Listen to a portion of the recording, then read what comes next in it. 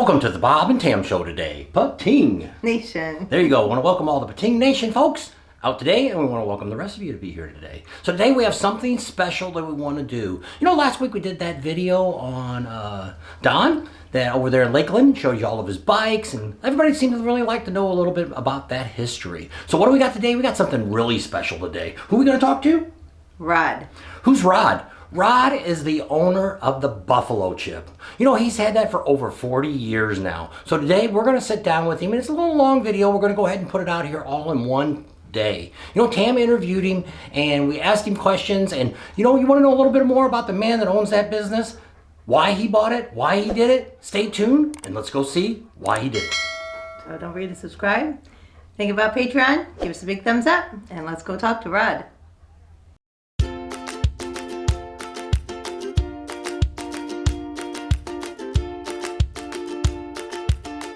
Alrighty, Rod. So thank you for doing this interview with us. That's my pleasure. We want to do a 40-year history on you.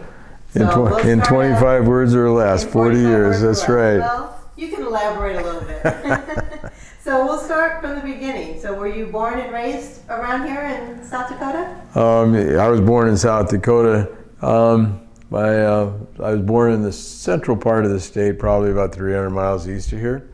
And my father died when I was 13, and I just kind of drifted around after that, and came back to South Dakota, lived with my mother my senior year in high school, and then did the military and went out working in California to see how the real world works, and then came back to go to college, and then I was the process of leaving, and I thought, Christ, I haven't really been any place nicer than this. I think if I want to go back to town, I can go to town. But all the time I was living in LA or San Francisco, I was thinking, God, I'd love to get out of town, right? So I thought, why not just live out in the country?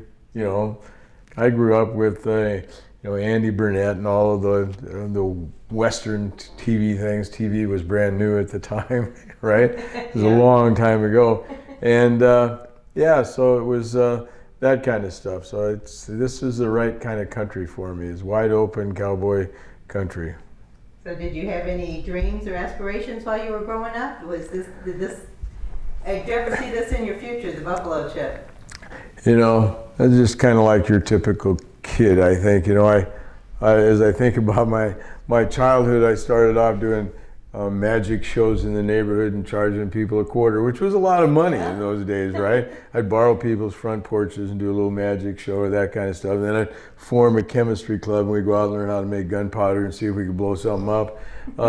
You go to jail for that now, but I mean, right then I was charged some memberships, right?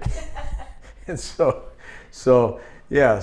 aspirations, I was just enjoying life, learning to do different things, and I like to gamble.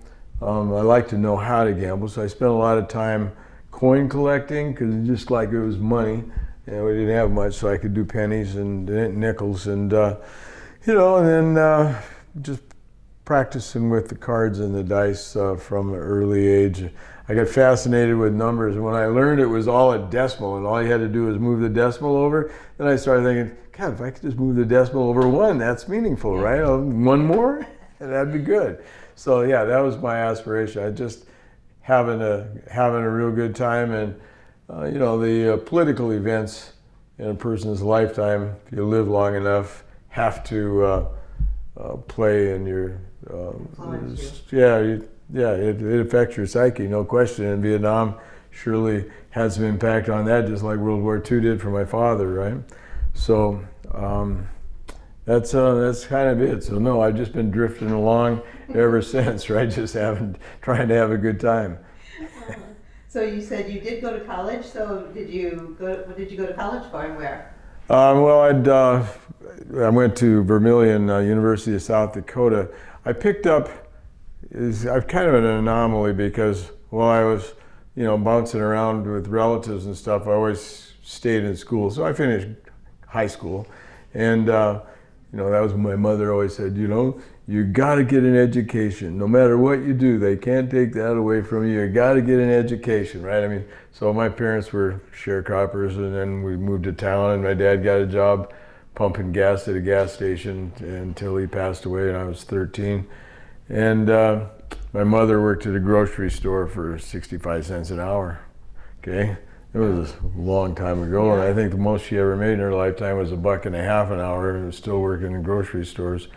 So anyway, college, yeah. So I picked up, then when I went to the service, I picked up some classes along the way. Again, something to do probably, not necessarily trying to accomplish something, but by then I was also married and had a daughter, and so I had a father-in-law who was concerned about my directionlessness, right? Yes.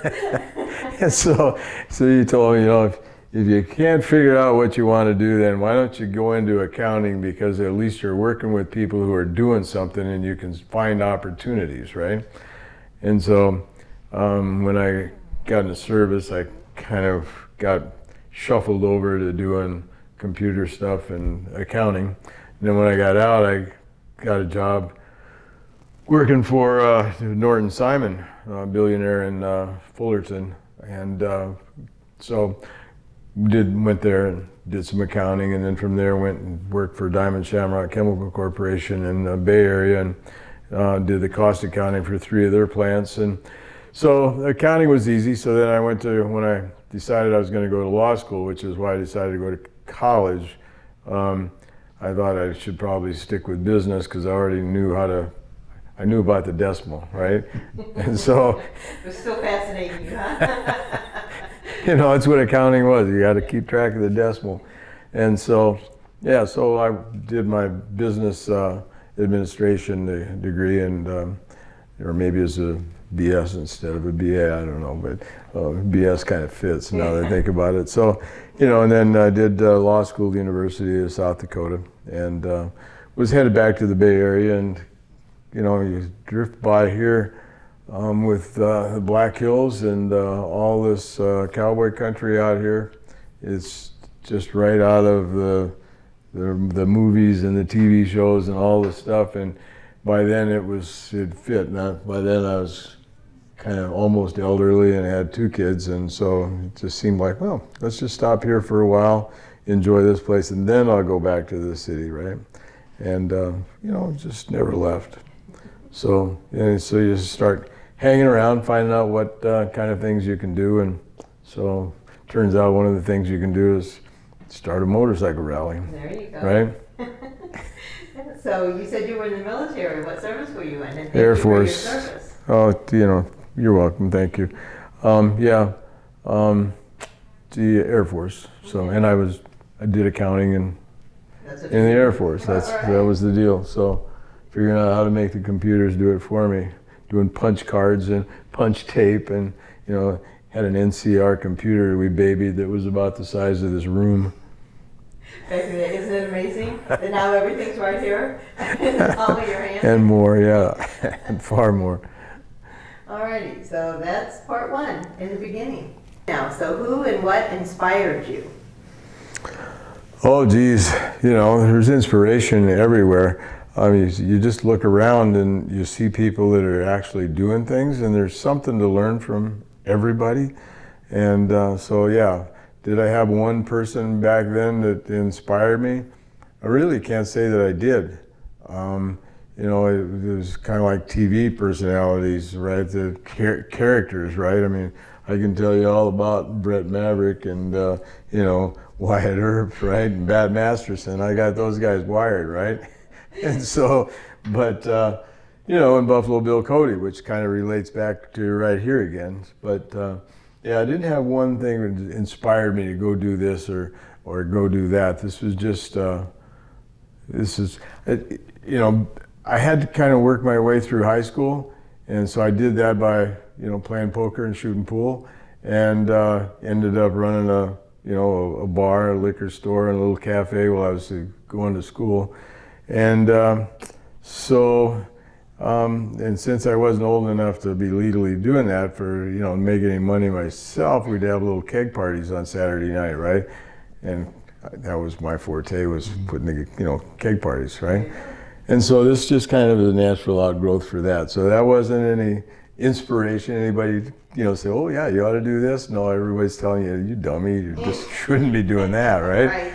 And so, and they're probably right, but here we are. Yeah, that's cool. So what was your first memory of the Sturgis Rally? My first memory of the Sturgis Rally, it kind of like I had to piece it together to get a single memory, because I had come back from a bar association meeting in New York City, and a fellow picked me up at the airport, and we were going down I-90, and we were going through Sturgis, and I was practicing law, of course, then, in Belle Fourche, and there's this motorcycle going up the friggin' hill. And so I thought, well, one of the things I picked up a fascination for was motorcycles back when I was just a little twerp. And so, stopped and watched it and got, a Harley Davidson actually made it to the top. And it was, everybody was cheering and stuff. It was just so exciting. Harley Davidson made it all the way to the top of the hill. And so that was my first experience with motorcycles, even being associated with Sturgis. And then later I bumped into my brother, and I didn't know he even knew what a motorcycle was. And we got to talking and probably told him about that. And he says, oh yeah, we go out to the Black Hills, every summer for a while. What for? Well, just to ride around together as a group, And so that was my deal for the rally. So I pieced those together, and that was the motorcycle rally. So. So you said when you was a little guy, when did motorcycles enter your life? Well, I pestered my parents enough about it. My father taught me how to read using comic books. And there must have been a motorcycle in a comic book or something, because I pestered them to death. So when I was about 4 years old, they gave me, right after they invented plastic, right? They gave me a motorcycle. I still have it. The handlebars turn, the wheels turn, got yellow wheels, a gold motorcycle. It's cool, right? So, but that was the best they could do. So it was too big for a Cracker Jack box, so I know they went out and bought it someplace, right? Down at the 5 and Dime, huh? Yeah. Ben Franklin's store was probably the shopping center. Yeah. Yeah. That was the Walmart of the day. Well, yeah, and that was a big deal. We went to town once a week, and to sell the cream. So that was the deal. Yeah. Alrighty. So what was your first job you had after college? Well, after college, when I got out of the law school, I worked for a law firm for a short period of time, and then just went out on my own. And that was, after that, I've been unemployable most of my life, and so that was always another problem, right? I understand. We've always said that too. So were you always happy with what you were doing, or did something change to make you want to do this here at the... I probably, I did this just because it was going to be fun. It just seemed like a natural thing to do. It's like, hey, you can throw a keg party and do it at the same place twice, right? If you build it, they will come, huh? Well, I wasn't thinking of that. I just thought, when you're in high school, you're always looking for some place nobody's going to catch you at, right? Yeah. It's okay they hear about it later, but not before. So anyway, that's kind of how that went. So there's a certain amount of stress that goes with practicing law and being an solo practitioner in a place you don't know a single soul. After 28 years of doing that, just decided one day that this was more fun at that point than that was. More rewarding, had more friends, and there were more challenges here. And it's in law practice, you do one case and it's over, and do another case and it's over. And I don't want to take anything away from the professional attorneys that do that, Practice. Provide the great service, but at some point, it just I like to be able to build on something, and there was nothing here, right? So this was, just an acreage that I was borrowing, didn't own it, and it wasn't anything except grass for cows and 3 strands of barbed wire on it. So, you know, every change I made needed more changing because it wasn't good enough the first time, right? So, you know, after a while, it just required so much time and attention and that there wasn't really time to do the other stuff like practice law. And I had a couple other businesses on the side too. And so that was it, just a natural progression into being a campground owner, right? Which didn't even think about that. More fun, huh? Well, you know, yeah, I mean, I've met, from being here, I've met and made friends with people virtually from all over the world, not every country in the world, but, you know, some of the countries in the world, traveled to a couple of them. You know, it's the old Elvis Presley song, I got neighbors, I got friends, just about everywhere the rainbow ends, right? Yeah, it's, you know, that doesn't happen in a small town law practice, right? Right. So it's just rewarding. Interesting people. There's so many interesting people that lead such interesting lives. It's just a shame not to get to know more of them and more about what they do and how they do it, right? And Right. that's really the cool part of the whole thing. It is. Meeting the people, that's the best thing about Sturgis, I think. Yeah, you know, you get people stopping by. It's a couple of friends stopped by last night, actually, you know, just cruising through with their motorhome on their way to go back and visit relatives in Minnesota. And it's just nice to have people drop in, right? So, yeah, so. All right, so part 3, your family and friends. So your early years, who was here and who was, like, when you started out here? Oh, when we started out here, it was kind of a one-man operation, and then I had a couple of clients that who would come out and help, and they had a school teacher that was related to a friend who, when school got out, would come out and help. And, you know, I mean, again, it was one day at a time for about 2 weeks, and then you wait a year, and then there's 2 weeks again where it's one day at a time. And so, yeah, it took me too long to learn that, you know, probably need to be making some of these changes before those 2 weeks get here, right? And so, but again, you know, yeah, all that stuff costs money. So, as it started, we started having businessmen that wanted to help, and so they would come and do things and say, pay me later. And so as long as I paid them later, we were still friends, and we got to make more changes, right? Okay. So it kind of worked like that. Oh, that's nice. So the property here, was this property in your family, or did you purchase it, or how did it come about? You know, it came about, this property here was part of a very large ranch. The history of Sturgis was that the cavalry came out here to protect the white man from being murdered by the Indians. They were upset that the white man was here, right? So that was the case. You know, you got the Wagner's family massacre just the other, you know, about 5 miles down the way. And so that's how Sturgis was founded. And the cavalry showed up the day after the Wagner's family was murdered. And so they formed a little camp, and then that camp got moved to a better location, which became Sturgis. Then the next thing you know, you got a fort, right, out there. So now you got Fort Meade, which was the last horse cavalry fort in the United States Army, and you know, get their wild Mustangs and stuff for horses rounded up in Harding County. And one of my wife's ranch actually was part of where they rustle up some of those horses for the cavalry. Interesting. First, maybe the second or third judge that I had over there was actually the last major, you know, over at the fort. I mean, there's just lots of history, but this ground then, all those people had to eat, right? And so the folks that had this ranch would supply milk and the beef and hay and I don't know, whatever else they could, right, to the fort. So it was just right here next to the fort. It stretched out quite a little ways. So there wasn't anything except grass. And somewhere along the line, you know, they built some roads, and back in the, you know, the turn of the last century or something, they started developing the area around A little bit.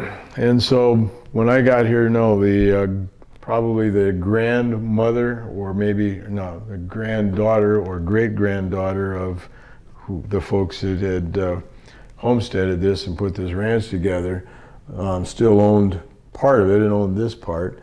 And so, you know, an acquaintance of an acquaintance knew the family, and they weren't using it, and we could have it, and had looked for a nice piece of property, so let us use it. And then after the event, we'd pay them some rent, right? And so it kind of went like that. And they were elderly and also owned quite a bit of property that now houses 40 or 50,000 people. So they didn't really have much use for this little piece of property. Because they had a great success story with the development and the farm that they had there. So I bought it in pieces. You know, they let me have it same way, no money down, you know, pay you later after, you know, there's an event. And so we make the land payment and get it all paid off that way. And then the ranch had been broken up before, and so then some of the other fellow passed away. I auctioned off the land in the estate, so you buy another piece, and then some other folks are, you know, they're ready to retire, and so they're selling off the family ranch, so you buy another little piece that works for you there. And so that, you know, you just put it together. You just have to stick around for a dang long time in order for all that stuff to happen, because it doesn't happen all at once, or at least it didn't in my case. I know. Well, it was more manageable that way also. Yeah, To well, buy pieces at a time instead of trying to buy one lump sum. yeah, you'll find lots of people who'll agree I didn't know how to manage what little we had as we were going along, and so it was always biting off more than we could chew. So you bite it off, and then you figure out how to chew it, right? That's right. So what inspired the buffalo chip? Like, oh, you know, people always talk about this buffalo chip stuff, right? And the buffalo chip throwing contest, and somebody thought that'd be a great idea and whatever. And I thought, you know, I don't like that at all. But you know, it's kind of stuck. And William F. Cody Buffalo Bill was one of my childhood. And I did a lot of reading when I was a little kid. And so Cody's best friend, as it turned out, was a guy named Jonathan White. And there's a tremendous story there about, you know, how that friendship happened. But, you know, the short story is that after the Civil War, White fought for the Confederacy and Cody for the Union. And so, you know, and White was pretty badly injured, couldn't get medical treatment, and Cody saw him hobbling down the street, you know, being rejected, got him medical treatment. And, you know, White just figured he saved his life, and just started following him around, and had an opportunity over the course of that to save Cody's life once or maybe twice, depending on. Cody was a storyteller, you know, so he might have exaggerated once, but one of them I found documentation for a little incident, right? And so then Cody ended up getting him a job as a U.S. Scout, and General Sheridan gave him the nickname Buffalo Chips just because he looked like Cody, he talked like Cody, you know, he dressed like Cody, his hair was like Cody's, you know, everything. And so it was just one of those friendship kind of things. I thought, okay, we'll stick with the Buffalo Chips, but for me, you know, I'll go with the friendship and the loyalty that was shown there. And then it turned out that White was actually killed by a Chief American horse in the very last battle of the American Indian Wars, and it was just north of here. So his grave and the monument for U.S. Scout Jonathan White is just up the street a ways. So, you know, and they'd all been here. So, I mean, it's just perfect. More part of the history. The Bismarck Trail goes there. The Fort Pierre Deadwood Trail goes right through here, and you know, Custer camped over here when they were surveying the butte over here and looking for gold. And you know, drove through, and you know, you can use your metal detector and find a little souvenir, you know, every now and then that says this cavalry or that cavalry, right? So, you know, for me, it's Buffalo Chip. The name just stuck, and So you'd think it would be the only one, but you got buffalo chip cookies in North Dakota, and you got buffalo chip pretzels in Pennsylvania, and you got, I didn't know there were buffalo in Pennsylvania.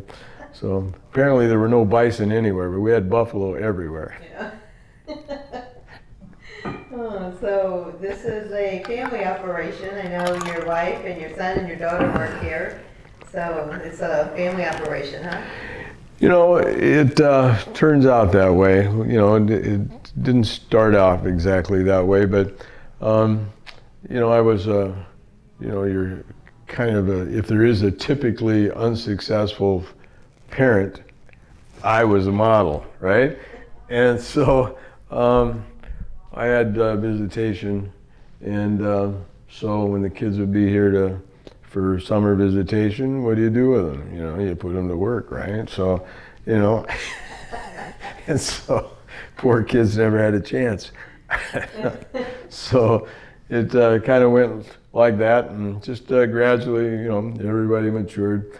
Their mother is very instrumental in in helping make the place work, and my present wife, same thing. She's in there, our chief financial officer. Both of them manage the money and what goes on, and the personnel and so on. My son and daughter.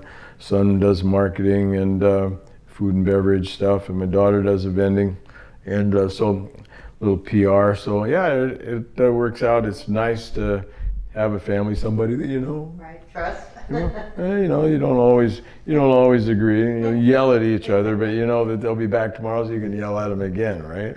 So. And I saw during the flag ceremony you have a granddaughter. She's up and coming, huh? Yeah, isn't she sweet? I mean, this is the coolest damn thing. I mean, so we it isn't like I'm not much better. I'm not any better of a grandparent than I was a parent. Okay, so. I haven't seen her that much, and we have this quartz around here, little quartz rocks that are just pretty. And so last year, somebody tells me, "Hey, your granddaughter's up there selling little rocks, right?" And so here she is, 7 years old, and she said, "Grandpa likes flags, right?" And so she got this quartz rocks. And she's got some watercolors, and she's painted little flags on these rocks that she picked up out of the driveway, the quartz. And then she put up a little stand out by the road and was selling rocks with flags painted on them for $3 and $4, right? And I thought, you gotta love that kid, right? It was just cooler and cool, I thought. Chip off the old block. Yeah, well, I sold slingshots. You said you were doing, for magic tricks too, you were charging a quarter. Yeah, but the slingshots actually made me more money than the magic shows. I wasn't much for a magician. To part 4, the growth of the chip. So you kind of gave us a little background of the name of the chip. So who actually finally said that's going to be the name of the place is the Buffalo Chip? Oh, it probably, the settling on the name was probably just kind of like some other things. It became a challenge, right? It was no problem. You look over there in the wall, there's the Buffalo Chip Picnic, 1982. And along about 85 or 86, I got a court order that said somebody else owned the name and I couldn't let anybody on the property. This was like a month before the rally, something like that, right? And that was pretty irritating. So, what do you do? So, you fight that. So we changed the name of the thing to, Bear Butte Rendezvous, kind of like the old Mountain Man Rendezvous kind of thing. And Bear Butte was, the way this area was mentioned in all the news and stuff around there, it's an iconic landmark that been here for a while. And so when we got done with getting rid of that lawsuit thing, it just seemed like, it's like the judge said, people are just always going to call it Buffalo Chip. And so I guess the judge made that decision. He said, people are just always going to call it the Buffalo Chip anyway, right? So as soon as we were done with the lawsuit thing, we went back to Buffalo Chip. So when was the first rendezvous or get together here at the chip? First event was 1982. Did you? Yep. You know, it wasn't much of an event, but actually there were a couple hundred people come, and Susan Nelson was here, and Johnny Paycheck was, you know, kind of like playing around, and so that was it. We were going to make a big deal out of it and had Jerry Lee Lewis come, but then he didn't show, you know, she didn't show up. So, So who was your first concert then? Was it Johnny Paycheck? oh, well, Susan Nelson opened for him, yeah, and so she was lots of fun. I mean, we had some local bands as well, and I'd love to give you their names to give you credit, but my memory is not quite that good. I can remember the people. I don't remember the names of the bands they had at the time. You know, so everybody changes bands, kind of like change underwear, you know. Pretty much. Yeah, in rock and roll, that's the way it goes. So what was your best memory in these last 40 years? Haven't had it yet. You're waiting you know, for it. yeah, it's getting better all the time. So yeah, so you know, memories are a fun thing. So we got a lot of them, and I tell you that, you know, everybody has a different memory. It doesn't matter if they're the same place or whatever. But you know, the fun thing about all the fun memories is they involve other people that were just great, right? And so yeah, you can't count them, and it's not even fair to think one's better than another. They're all different, right? Right. So yeah, so it's been quite a trip. That's good. Speaking of that, out of all the bands you've had, what's the one group that you've had that you were shocked to get? That I was shocked to get? Yeah. You didn't think they'd ever come? Well, you know, if you want to know what band that I was shocked because I didn't think they'd ever come, I mean, when we started, nobody wanted to come here because nobody knew where South Dakota was. There was no business here. Nobody had ever had a band here. They would drive through it without noticing it. And it was just crazy. So, you know, there was a point there and I thought, I don't think anybody's going to ever come, right? And so just had to kind of start building that and just keep building it until people really preferred to come here, which is where we're at now. And you know, that's great. So there isn't any one band I thought, boy, we'll never get them, except for it's true. Bob Seger. You know, I did an interview yesterday, and somebody says, well, what band did you really want to get the most? I said, well, you know, for 35 years in a row, we've made offers on Bob Seger, and we've talked to Punch, and you know, talked to Bob himself, you know, and oh yeah, I want to do it maybe this year, right? Maybe this year. Well, guess what? You know, it ain't ever gonna happen, right? It just isn't gonna happen. So maybe that's too bad. Got on my big two-wheeler and headed on out, right? And never went this direction. Talks about mountains, but it never came. Talks big but never comes through, huh? Yeah. So. What kind of, do you ride a motorcycle, and what kind do you ride? Oh, you know, I have I ride other people's motorcycles a lot. That's different kinds of motorcycles. I have two Harleys that, so I ride a little Fat Boy lately. So it's a 2004 Fat Boy that I'd actually given to an employee, and he passed away. So, you know, I ride that motorcycle. There you go. And all the work and everything that you put into this, do you feel that it's been worth it over these last 40 years? Oh, geez, is it worth doing all this for 40 years? You know, you only do it one day at a time. And to say there wasn't a day when you thought, oh my God, what am I doing this for? I can't remember one of those days, but I'm sure I had more than one, right? And so, you know, I don't, you know, what else would you do? I actually got to the point where you think, you know, if somebody has a purpose in life, you know, for me, this was it. So I must have been, you know, headed this direction from childhood, from my first keg party, right? You know, from my Plastic yeah. motorcycle and your keg party. There you go. The rest is That's history. where, yeah, everything else just fell together, right? Yeah, you put that together real quickly. That's probably right. I'm going to remember that. That'll work. So yeah, no, it's been fun. But you know, I've thought of this a number of different times. You can touch more lives in business than you can in a small town solo practitioner's practice, right?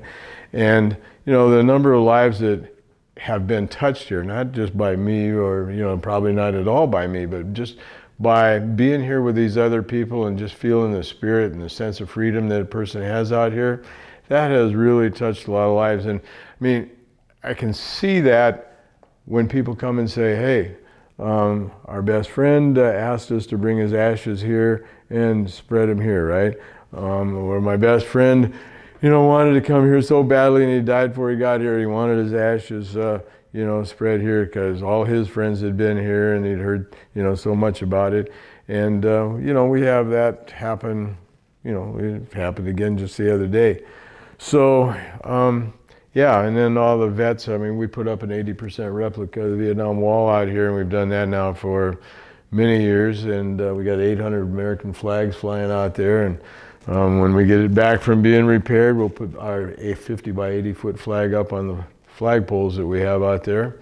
And, you know, you see people, veterans particularly, we have a little memorial out there and a missing man memorial. You see the vets go out there and they come back, you know, tears in their eyes. You know, it's impacting people in a positive way. So it's cool. You just touch more people's lives in business. Yeah. It's a good thing. It is. All righty, so that was the end of part 4. Okay. So the last part. So we'll drag on all day. Yeah. So the future of the chip. So in 40 years, did you ever expect it to become what it is today? People ask all the time if, you know, did you know it was ever going to be like this? You ever know it was going to be this big? Of course not, right? You started off day one with just like birth, right? And that was exactly it. And you just do what you can, and you have to improve all the time. You know, I had people always telling me, you know, this was like my favorite expression. You know what you ought to do? So I had people telling me that all the time. Well, a couple of them were right. You know what you ought to do. And so, you know, the different people say, well, you know, you got to get water out there, right? So we drill the wells. And, well, you got to get electricity. Oh, okay, so we got electricity, you know. So just next thing you know, you might as well have a road or something, right? So, you know, you just keep doing things, and it's just one thing at a time. So, you know, the future is the same way. The world changes.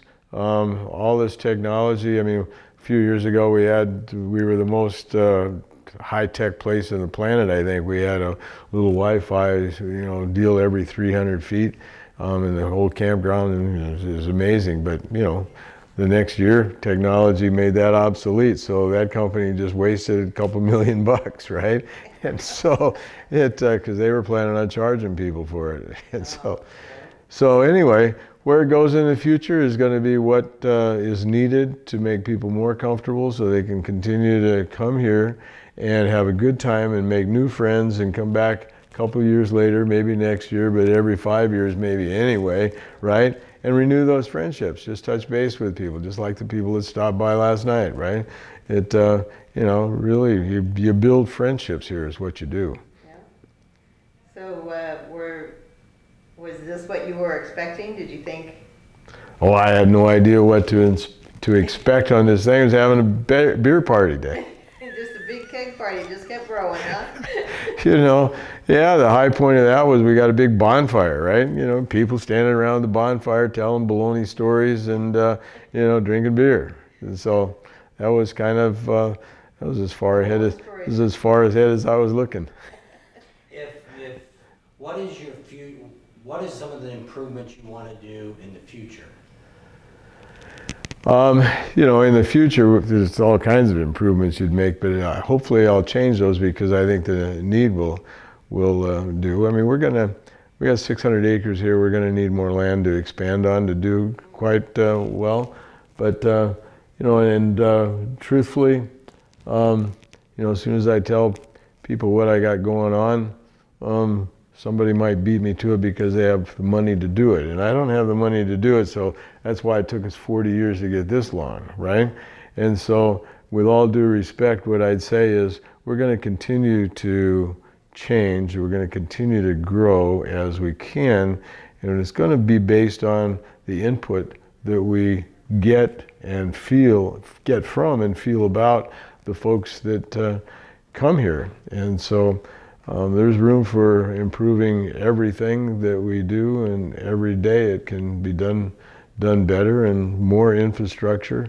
But we're gonna want more space to be able to do some of the bigger things that we need to spread out. I used to think, we got more room than anybody could ever use, but we got 10 bike shows. All of a sudden, we need more space for most of those bike shows because they grew. We got the concerts. Hold a lot of people, but sometimes it'd be nice to have a little bit bigger area, and it'd be nice to get more power. It'd be nice to have more water. It's all of that kind of stuff. Yeah, be nice to have better structures for the restaurants and stuff. Although at the same time, I think some of the emotional attachment people have to this place is because, I hate to use the word rustic, but this place was old before we started it, right? And then our first buildings and stuff, we tore down old fences and used that wood to build the buildings with. So it's stuff around here is not where you find someplace where they had codes. Yeah. We just went out and got a hammer and a nail and a saw and some wood and started putting together improvements, right? And we'll continue to do that, although civilization is catching up with us here too, so we have to get building permits now. Yeah, that all adds up, doesn't it? They all want their part, don't they? So I see now you're having a few more events throughout the year besides just the Sturgis Rally. Yep. So are you going to expand on that anymore? I know you just had the Adventure Fest. Yeah, the Adventure Fest was a good one. There's no reason not to. We have a few thousand RVs here. Why don't we have an RV rally? Or do we have an RV rally? Because, when you got an RV and you got a pup behind it, why not put in a four-wheeler and a couple of motorcycles and a fishing rod, right? You might just as well, and a little climbing gear. And so you come out here, you can go fishing, you can go hunting, you can go climbing, you can ride through the mountains. This is a beautiful little spot on the planet, and we're pretty well nicely positioned to be able to take advantage of that.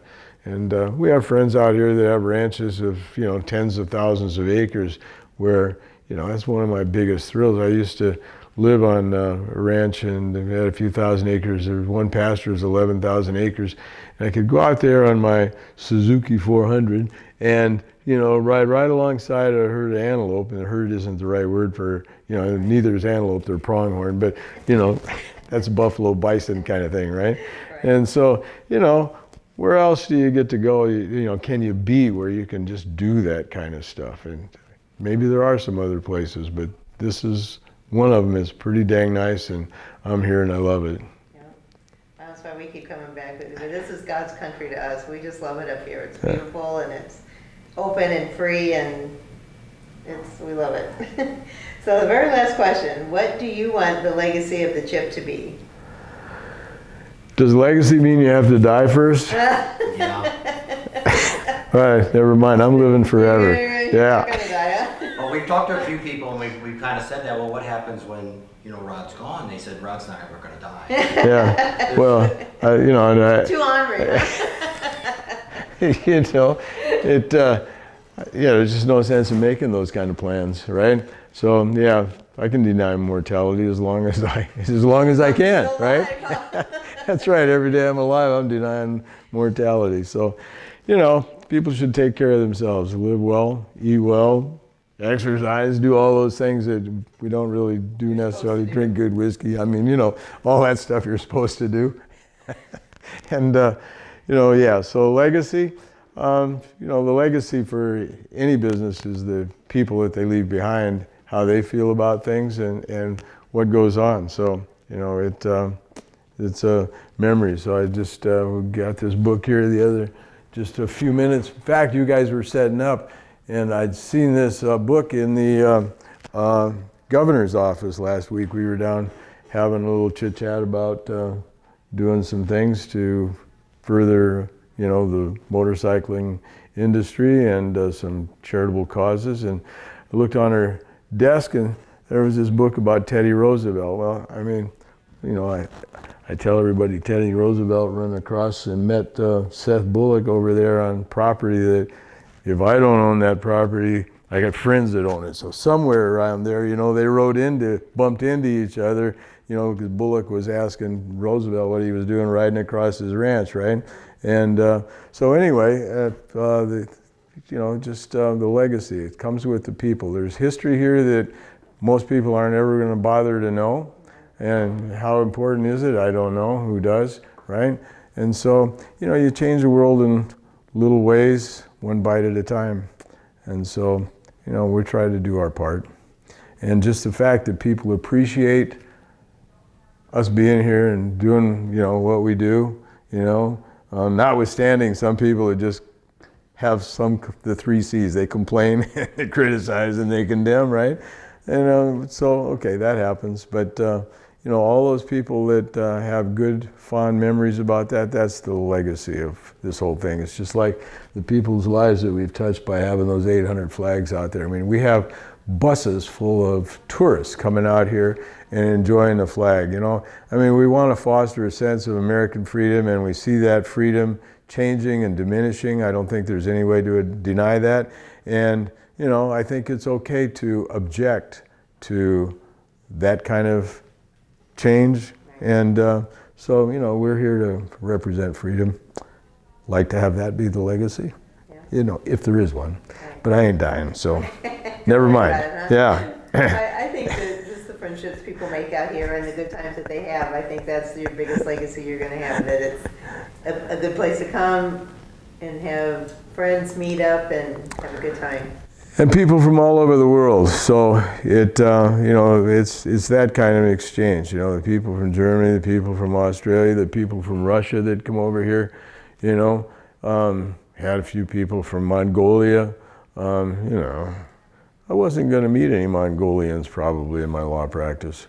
You know, Now you have. yeah, you know, and you know what you got to say is they're on a motorcycle and they're nice people. Right?